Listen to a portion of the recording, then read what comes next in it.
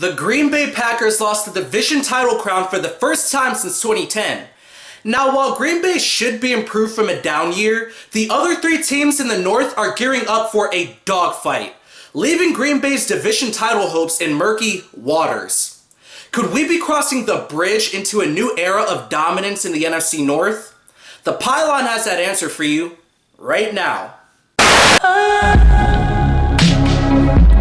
And it's almost coming into sight, and they're running out of time. Your decision on a dime has you gliding through the sky, and they're praying that you fly on. Didn't go as planned, but you're knowing where to land, so you stick it out your hand while you hear the cheering. Fans, commentators in the stands going in the freaking trance when you're praise to the Pylon. The NFC North appears to be a two-way race between the Minnesota Vikings and the Green Bay Packers, but it isn't gonna be easy sledding, and we got a preview of that last year. The Detroit Lions finally got that victory in Lambeau for the first time since 1991. The Lions actually finished the season with a very strong 6-2 finish. Things are looking up in Detroit, right? It's Detroit. Of course it isn't. And no, it isn't because of the retirement of Calvin Johnson either. I feel like we'll still see the same old Matthew Stafford gunning the ball to the likes of Eric Ebron and Golden Tate. When Calvin Johnson missed 3 games due to injury, Golden Tate put up 24 catches for 349 yards. Eric Ebron pretty much doubled his rookie production last year too, so I'm alright with their passing attack. It's their running game and their defense that bothers me. Even with guys like Ziggy Ansah, Darius Slay, and Glover Quinn playing last year, they still finished with the worst defense in the division. Getting DeAndre Levy back should be a boost, but he's coming off of a hip injury. That's a very tricky injury to come off of that can really affect his mobility in the pass-happy spread nature of the NFL nowadays. They also finished with the last ranked run game in the NFL last year. They drafted Taylor Decker, who's a very strong run blocker, but they also didn't bring back Joyke Bell. And while Amir Abdullah flashed at times, he was very inconsistent, along with the entire offensive line. The Lions may have finished the year on a 6-2 note, but only one of those victories came against 2015 playoff teams.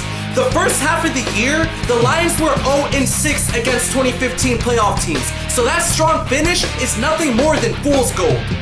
The Chicago Bears, on the other hand, they look like they have a lot to look forward to.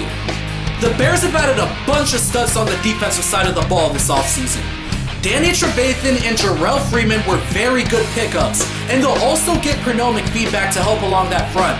I think the defense has the potential to hover around the top 10 by the time the season ends. But if we switch over to the offensive side of the ball, there's still some questions that need to be addressed. Like, who is the running back going to be? Can Dowell Loggins be an upgrade over Adam Gase? And will Alshon Jeffrey and Kevin White be able to stay healthy?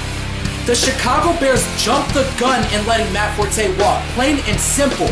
I don't know what they're seeing in Jeremy Langford because he's actually graded as one of the worst running backs in the league.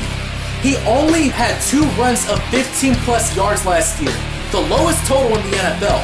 He forced the least amount of missed tackles among all qualifying running backs, and people say he's a great receiver as a running back, but he only had 22 catches as a rookie. They're using that game against the Rams as a benchmark of his pass catching potential. But other than that, Langford hasn't shown much as a receiver. Throw that in with the fact that we never truly know what we're gonna get out of Jay Cutler, and this is the ultimate boom or bust offense in the NFL. Adam Gase got a good year out of Cutler, but he jetted to the Dolphins, so now Cutler's quarterback coach Dowell Loggins is at the helm. Now, I'm not going to say that he's going to be a detriment to Cutler, because he was the one in Cutler's ear last year, but the last time Loggins was a coordinator, he coached the Titans offense to the 22nd ranked unit in the league. He may have worked under Adam Gase, but he still isn't Adam Gase. The Bears are the wild card of this division because things can end up going really well for them and they place maybe as high as 2nd, or they crash and burn to the bottom. 3rd place seems like the safest bet for this team.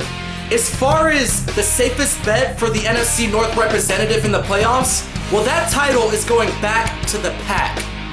Now, this decision is more about ceiling than anything. The Vikings defense is considered a very underrated unit, but when you look at the numbers, the defenses of the Vikings and the Packers are neck and neck. The Vikings were the 13th ranked defense, while the Packers came in at 15th. That's not much of a disparity. The Vikings defense gave up 18.9 points per game compared to the 20.2 points per game given up by Green Bay. But the combination of a returning Jordy Nelson and an in-shape and motivated Eddie Lacy and the game's best quarterback will more than make up those 1.3 points in my opinion. I'm a fan of Teddy Bridgewater, but the game of protecting the football isn't gonna cut it this year. He needs to throw the Vikings to more explosive gains if they're gonna hold on to that division crown again. Adrian Peterson is still the bell cow of the offense, but why is it that North Turner's system is known for the deep ball, but the Vikings offense rarely uncorks the deep ball, despite having guys like Mike Wallace in that designated role? Teddy can't throw it, plain and simple. Mike Wallace pretty much exposed it. I like the team of Aaron Rodgers, Jordy Nelson, Randall Cobb, and Eddie Lacy better than the team of Teddy Bridgewater, Adrian Peterson, and Laquan Treadwell for the division crown. We keep on saying that Aaron Rodgers had a down year. The proper statement is that Aaron Rodgers had a down year by Aaron Rodgers standards. 31 touchdowns and 8 interceptions is still more than likely better than the quarterback you support. And with reinforcements on their way, you can bet that Aaron Rodgers is going to be motioning around his waistline as the Packers reclaim the NFC North.